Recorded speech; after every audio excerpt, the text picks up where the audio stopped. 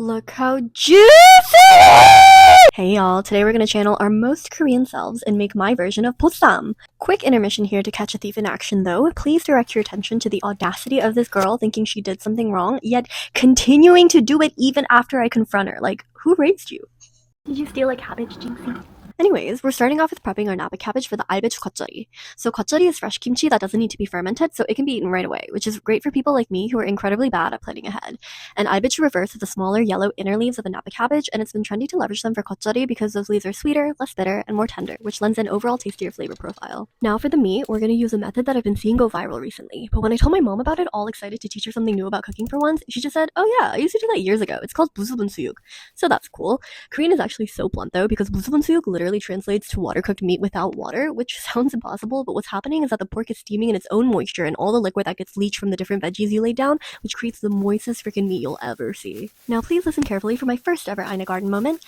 I'm using my grandmother's gochugaru here from peppers she grew and dried and ground herself in Korea, then packaged to gift to my mom to bring to me in California. But store-bought is fine.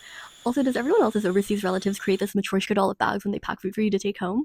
Please hold them near and dear to your heart, and that's in order. A gentle reminder here to take off your plastic gloves carefully so it can be reused. Now, this is non-traditional for bossam, but I'm going to be eating with my boyfriend who needs a carb because he's a pickleball fiend, so I'm getting a steamer ready for some scallion manto on the side. Look how poorly I cut these green onions. I didn't have a steamer cloth on me, so I'm using parchment paper here so that the buns don't stick. And these were a steal for only like $2 at H Mart, by the way.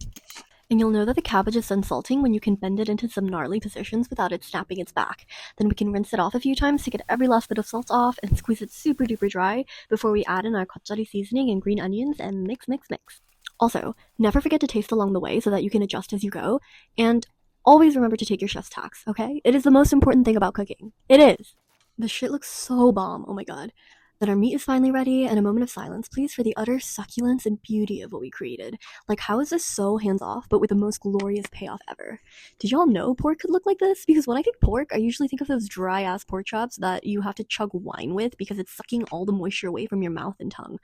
Anyways, now all we have to do is plate it up with our gochugaru and scallion manto and bask in all its glory before serving. Wow! Pro tip, make sure to watch some culinary classwork as you take your first bite so you're not starving per usual watching all the beautiful food get made on the screen.